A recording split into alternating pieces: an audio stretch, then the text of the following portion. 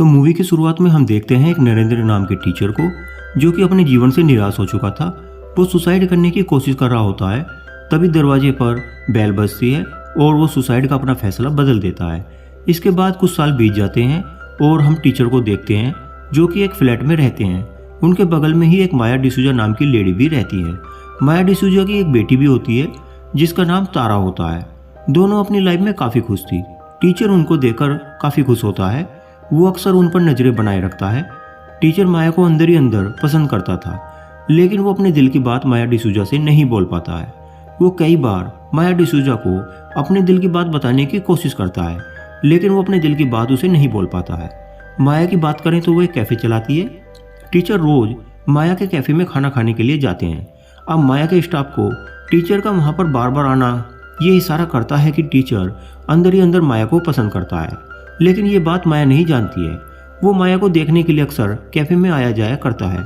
एक दिन माया की एक असिस्टेंट माया से टीचर के विषय में बताती है कि कल टीचर नहीं आए थे क्योंकि तुम भी कल कैफ़े नहीं आई थी। वो तुम्हें पसंद करता है। माया उसकी बातों को इग्नोर कर देती है। तभी हम देखते हैं टीचर कैफ़े में आता है और खाना लेकर वो वहाँ से चला जाता है। इसी दौरान एक आदमी माया से मिलने के लिए आता है, जिसका नाम अजीत होता है। अजीत को देखते ही माया एकदम घबरा जाती है। दरअसल अजीत माया का पति होता है और एक पुलिस अधिकारी भी वो होता है। अजीत कहता है कि दोनों की मुलाकात 14 साल बाद हो रही है और वो अब एक बार फिर से नई शुरुआत करना चाहता है। माया बताती है कि उसने जो उसके पैसे चुराए थे वो उसके पैसे लौटाने के लिए तैयार है, लेकिन अजीत पैसे लेने से मना कर देता है। वो कहता है कि वो अब उसके साथ ही रहना चाहता है। माया क्योंकि उसे जानती थी कि वो कैसा आदमी है, अजीत ने माया को छोड़ दिया था और उसे बेच भी दिया था। माया उससे कहती है कि वो वहाँ से चला जाए और उसे उसके हाल पर छोड़ दे। अजीत इस समय तो वहाँ से चला जाता है। माया उसके आने से काफ़ी ज़्यादा डर गई थी। अजीत यहाँ पर माया को एक एड्रेस देकर चला जाता है मिलने के लिए। इसके बाद माया दिए गए एड्रेस पर अजीत से मिलने के लिए चली जाती है। अजीत यहाँ पर माया से कहता है कि वो अभी भी लीगली उसका पति है और वो जब चाहे उससे मिलने के लिए आ सकता है। वो अपनी बेटी से भी जब चाहे मिल सकता है और उसका अगर मन करेगा तो वो अपनी बेटी को लेकर भी चला जाएगा। अजीत की बातों को सुनकर माया काफ़ी डर जाती है और वहाँ से वो भाग जाती है। वो पहले तारा के स्कूल जाती है और वहाँ से तारा को लेकर अपने घर पर आ जाती है। माया तारा को अजीत के विषय में कभी भी कुछ नहीं बताती है। इसके बाद अजीत उनका पीछा करते हुए घर पर ही आ जाता है। दरवाजे पर वो दस्तक देता है, जिसे सुनते ही तारा और माया घबरा जाती हैं। मजबूरी में माया को दरवाज़ा खोलना पड़ता है, जिसके बाद अजीत घर के अंदर घुस जाता है। अजीत घर के अंदर जाकर माया से उसके पैसे मांगने लगता है। माया के पास जो भी पैसे होते हैं माया अजीत को दे देती है। अजीत कहता है कि अब वो इतने पैसों से काम नहीं चला सकता, उसे बहुत सारे पैसों की ज़रूरत है, इसीलिए वो अपनी बेटी को अपने साथ ले जाने के लिए आया है। उसकी बेटी अब बालिग हो गई है, इसीलिए वो उसे ले जाना चाहता है। वो उसे बेचकर काफ़ी सारा पैसा कमा सकता है। उसकी लॉटरी उसकी बेटी है। अजीत की बातों को सुनकर माया गुस्सा होती है। उसके पास जो भी पैसे थे वो लाकर अजीत को दे देती है। माया के अजीत को बार बार वहाँ से जाने के बोलने पर अजीत को गुस्सा आ जाता है और वो माया को पीटने लगता है। अपनी माँ को पीटता हुआ देख उसकी बेटी पीछे से आकर पानी गर्म करने वाली रोड को उसके सर में मार देती है और इसी बीच तीनों में हाथापाई शुरू हो जाती है। इसके बाद आखिर में माँ बेटी मिलकर अजीत को मार देती हैं। अजीत को मरा हुआ देखकर दोनों काफ़ी घबरा जाती हैं। वो उसके बारे में सोच ही रहे थे, तभी दरवाजे पर दस्तक होती है। माया दरवाज़ा खोलती है और देखती है नरेंद्र दरवाजे पर खड़ा हुआ है। टीचर माया से पूछता है कि मैंने यहाँ कुछ आवाज़ें सुनी थी, क्या आप लोग ठीक हैं? जिस पर माया कहती है हाँ सब कुछ ठीक है, अंदर एक कॉकरोच आ गया था, मैंने उसे ही मारा है। और ऐसा बोलते हुए माया अपने कमरे के अंदर चली जाती है। नरेंद्र भी अपने घर में चला जाता है। इसके बाद माया अपनी बेटी से शांत रहने के लिए बोलती है। वो अपनी बेटी से कहती है हमें हिम्मत से काम लेना होगा और अगर घर में पूछताछ के लिए पुलिस आती है तो हमें इस मर्डर के विषय में कुछ नहीं बताना है, मैं सब कुछ संभाल लूँगी। इसी बीच दरवाजे पर फिर से दस्तक होती है।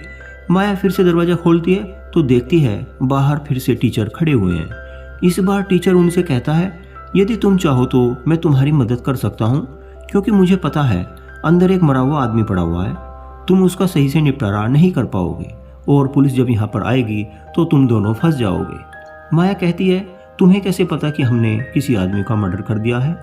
जिस पर टीचर कहता है मैं जब पहले आया था तो मैं तभी समझ गया था कि अंदर कोई मर्डर हो गया है। क्योंकि मुझे कमरे में पड़े हुए आदमी के बाहर पांव दिखाई दे रहे थे। माया टीचर को तुरंत अंदर बुला लेती है और रोते हुए अपनी सारी स्थिति उसे बता देती है। यहाँ पर हमें पता लगता है कि नरेंद्र एक मैथ का टीचर है। वो मैथ में काफ़ी होशियार है। वो अपनी कैलकुलेशन लगाकर अजीत की डेड बॉडी को ठिकाने लगाने की योजना बनाने लगता है। माया टीचर को बता देती है कि कैसे उनकी शादी हुई थी और फिर कैसे वो दोनों अलग रहने लगे। टीचर माया से कहते हैं, हमें जल्दी से बॉडी को ठिकाने लगाना होगा। तुम्हारा पति पुलिस वाला है तो जाहिर सी बात है कि उसको ढूंढते हुए कोई ना कोई जल्दी ही यहाँ पर आ जाएगा। इसके बाद टीचर अजीत की जेब को चेक करता है जिसमें एक होटल की पर्ची मिलती है जिसमें अभी एक दिन की होटल की एडवांस बुकिंग रह रही होती है। इस पर टीचर कहता है, आज 9 तारीख है और हमारे पास एक दिन और है अपने आप को बचाने के लिए। वो माया से पूछता है कि उन्होंने उसे कैसे मारा है। तब माया बताती है कि पानी गर्म करने वाली रोड से उसके सर पर हमने मारा था। टीचर माया से कुछ काम करने के लिए बताता है और उसके हस्बैंड की बॉडी और पानी गर्म करने वाली रोड को लेकर वो वहाँ से चला जाता है। इसके बाद हमें करण को दिखाया जाता है जो कि अब कलिंगपोंग में एंट्री कर चुका था, जो कि यहाँ पर अजीत को ढूंढने के लिए आया था। यहाँ पर करण अजीत को ढूंढने की कोशिश करने लगता है। अब यहाँ पर नरेंद्र माया से पूछता है कि मैंने जो तुम्हें काम करने के लिए बोला था क्या तुमने वो काम कर लिया है। इस पर माया कहती है, हाँ मैंने वो काम कर लिया है। नरेंद्र कहता है माया से कि तुम्हें अब बिल्कुल भी डरने की जरूरत नहीं है। यहाँ पर करण को अजीत की लास्ट लोकेशन माया के कैफे में ही मिली थी। करण माया को अजीत का फोटो दिखाते हुए पूछता है कि क्या वो उसे जानती है, जिस पर माया कहती है कि नहीं, मैं नहीं जानती कि ये आदमी कौन है। इसी दौरान नरेंद्र भी वहाँ पर आ जाता है।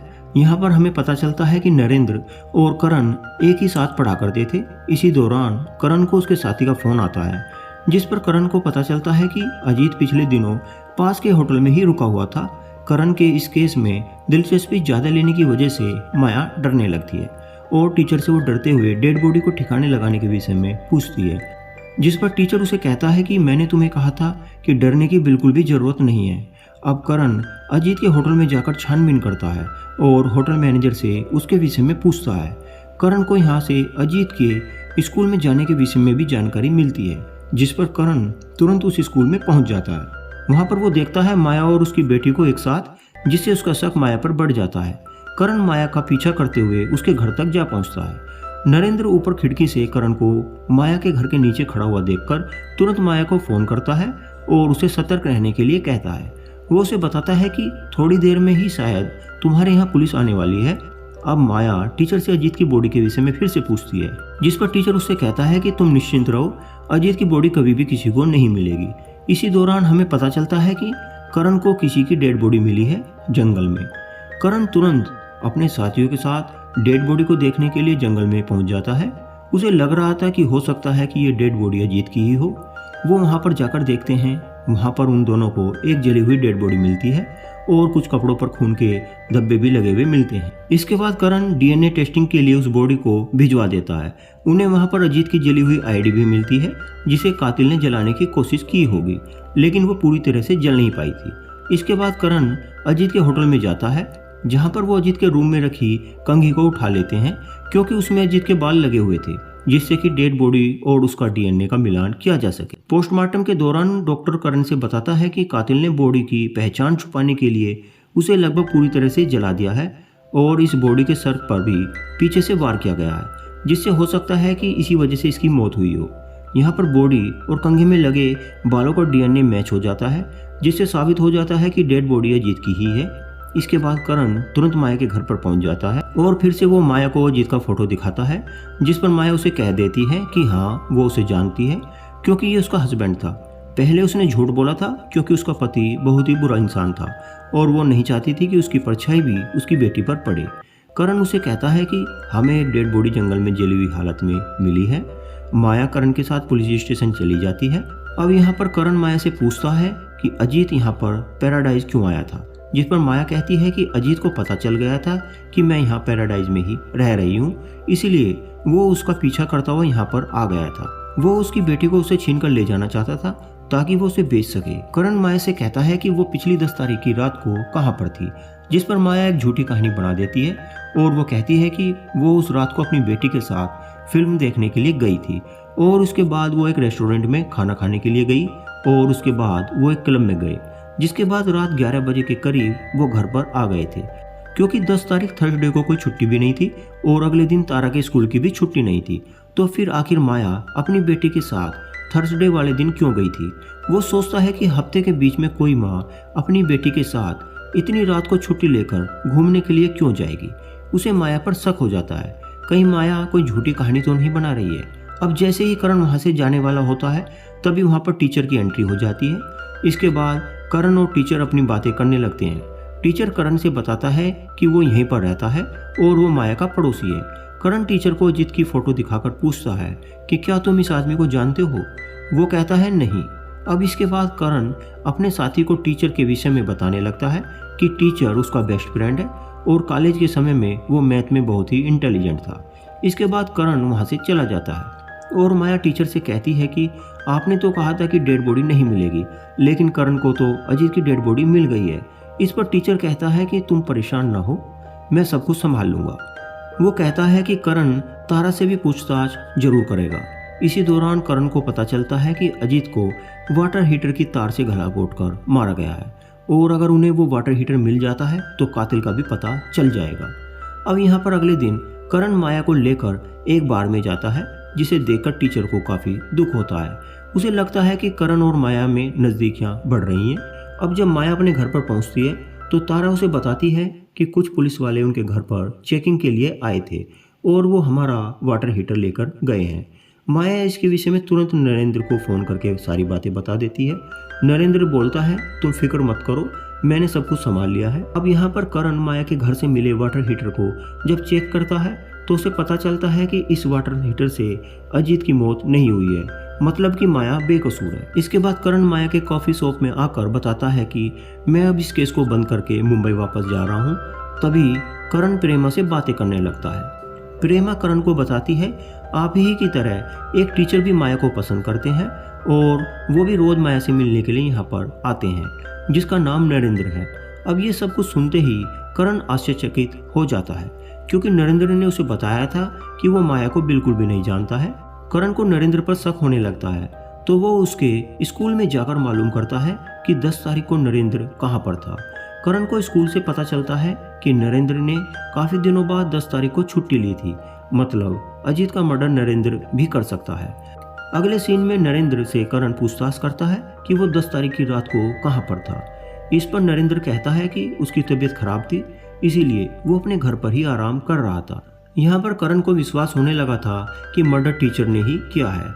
अभी यहाँ पर करण को टीचर के खिलाफ कोई एविडेंस नहीं मिल रही थी जिससे कि वो टीचर को गिरफ्तार कर सके। माया नरेंद्र से बताती है कि पुलिस वाले बोल रहे थे कि हम दोनों के बीच में कुछ है, जिस पर मैंने मना कर दिया। नरेंद्र को माया की बातें सुनकर काफ़ी दुख होता है, क्योंकि वो कुछ और ही माया से उम्मीद कर रहा था। अब इसके बाद टीचर अपने घर जाते हैं और वहाँ से 3 लिफाफे तैयार करके माया के दरवाजे के नीचे डाल देते हैं और फिर वो स्कूल में चले जाते हैं। स्कूल खत्म होते ही टीचर सीधा पुलिस स्टेशन पहुंच जाता है और यहाँ पर वो कन्फेस करते हुए कहता है कि अजीत का मर्डर उसने ही किया है, उसने माया के कहने पर ही अजीत का मर्डर किया है। यहाँ पर माया को भी पुलिस स्टेशन में बुलाया जाता है। अब यहाँ पर दोनों से अलग अलग पूछताछ की जाती है, लेकिन दोनों की बातें अलग अलग होती हैं, क्योंकि माया कुछ और कहती है और नरेंद्र कुछ और कहता है। टीचर नरेंद्र से कहता है कि मैं माया का बॉडीगार्ड हूँ और मैं माया के लिए कुछ भी कर सकता हूँ। जब उसने देखा कि अजीत माया को परेशान कर रहा है तो उससे रहा नहीं गया और उसने अजीत का मर्डर कर दिया। अब यहाँ पर टीचर करण से मर्डर के विषय में विस्तार से बताने लगता है। वो बताता है कि उसने अजीत को वाटर हीटर से मारा है, जिसके बाद लाइटर से उसकी उंगलियों को उसने जला दिया था ताकि उसके फिंगरप्रिंट्स ना मिल सके। उसने उसकी बॉडी को भी जला दिया था ताकि उसकी पहचान ना हो सके। उसने लगभग सारे एविडेंस मिटाने की कोशिश की थी। अब यहाँ पर यह सारी बातें सुनकर सबको लगने लगता है कि टीचर ने ही अजीत को मारा है, क्योंकि अगर इतनी डिटेल में कोई अपने गुनाहों को बता रहा है तो जरूर इसने ही ये काम किया होगा। अब यहाँ पर करण टीचर से पूछता है कि माया का पति उसे परेशान करता है, तुम्हें ये कैसे पता? तो टीचर उससे कहता है कि माया डायरेक्ट उससे कुछ बातें नहीं करती थी, बल्कि उन दोनों के दीवारों के बीच में एक छेद है जिससे वो माया की सारी परेशानियों को देखता रहता था। दूसरी ओर माया करण से बताती है कि उसे इसके विषय में कुछ भी नहीं पता। करण टीचर से पूछता है कि तुम खुद अपना गुनाह कबूल करने के लिए पुलिस स्टेशन क्यों आए हो? इस पर टीचर कहता है कि माया ने मुझे धोखा दिया है। मैं माया से बेइंतहा प्यार करता था, लेकिन जब मुझे पता लगा कि माया और तुम्हारे बीच नज़दीकियां बढ़ रही हैं और तो और तुम दोनों को मैंने पब में घूमते हुए भी देखा है, तो मुझ पर रहा नहीं गया। माया करण से कहती है कि मुझे नहीं पता टीचर मुझसे प्यार करता है और उसे नहीं पता टीचर ऐसा क्यों कर रहा है। वो अक्सर मुझे कॉल किया करते थे, मुझे चिट्ठियाँ लिखकर भेजा करते थे। अब यहाँ पर करण को पूरा यकीन हो गया था कि टीचर ने ही एक तरफा प्यार में अजीत का मर्डर किया है। वो अपने सीनियर ऑफिसर से टीचर के पकड़े जाने के विषय में बताता है कि उसने अजीत का केस सुलझा लिया है। तब सीनियर करण से कहते हैं कि तो फिर टीचर के ऊपर चार्ज लगाओ और माया को तुम छोड़ दो।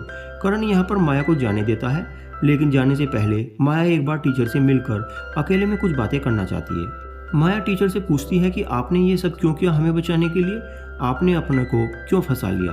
टीचर यहाँ पर कहता है कि तुमने मेरी जान एक बार बचाई थी, मैंने भी तुम्हारी जान बचाई है, तुम्हारे लिए मैं कुछ भी कर सकता हूँ। वो बताता है कि मैं पिछले 10 साल से एक मैथ की प्रॉब्लम को सोल्व करने की कोशिश कर रहा था, और जब उसने इस प्रॉब्लम को सोल्व कर लिया और उसे पब्लिश कराने के लिए वो जैसे ही घर से जाने लगा, तभी उसे पता लगता है कि किसी ने उसे 40 घंटे पहले ही सोल्व कर लिया है, जिससे उसकी 10 साल की मेहनत बेकार हो गई और वो इस बात से निराश होकर आत्महत्या करने ही वाला था। तभी तुम्हें याद होगा तुमने दरवाजे पर बेल बजाई थी और मैंने आत्महत्या का प्लान छोड़ दिया तुम्हें देखकर। अब यहाँ पर टीचर माया से कहता है कि वो अपना और अपनी बेटी का ख्याल रखे।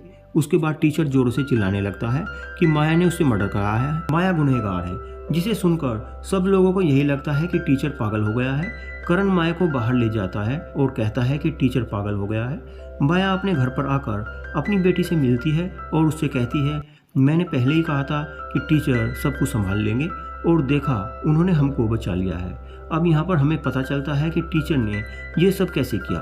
वो अपने मैथ का फॉर्मूला लगाता है कि अगर 9 तारीख को अजीत मरता है तो इल्ज़ाम माया पर ही आएगा, लेकिन अगर उसकी मौत 10 तारीख को होती है तो माया बच जाएगी। लेकिन यहाँ पर माया ने अजीत को पहले ही मार दिया था, इसीलिए टीचर एक प्लान बनाता है कि अजीत के बदले में किसी और को मरना होगा।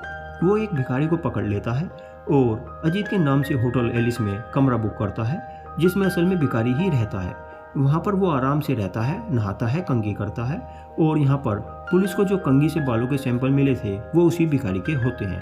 इसके बाद टीचर भिखारी को सुनसान जगह पर ले जाकर वाटर हीटर से मारकर उसका मर्डर कर देता है। उसका चेहरा फोड़ देता है, उसकी उंगलियों को जला देता है और उसके शरीर पर वो आग भी लगा देता है। वहीं पर वो अजीत के कपड़े भी रख देता है। अब यहाँ पर टीचर ने अजीत को ना मारते हुए भी मार दिया था। उसने माया को बचाकर सारा इल्ज़ाम अपने सर पर ले लिया। अब इसके बाद कोर्ट की तरफ से नरेंद्र को 25 साल की सज़ा दी जाती है। वो जेल में रहते हुए अपना पूरा ध्यान अपने मैथ पर लगा देता है। वो अपनी अगली प्रॉब्लम को समझने की कोशिश करने लगता है और यहीं पर ये मूवी ख़त्म हो जाती है। तो दोस्तों, आपको जाने जा मूवी का एक्सप्लेनेशन कैसा लगा? मूवी का एक्सप्लेनेशन अच्छा लगा हो तो चैनल को प्लीज़ लाइक और सब्सक्राइब जरूर करें, ताकि मैं आगे भी आपके लिए ऐसे ही वीडियो लेकर आता रहूँ। वीडियो देखने के लिए आपका बहुत बहुत धन्यवाद।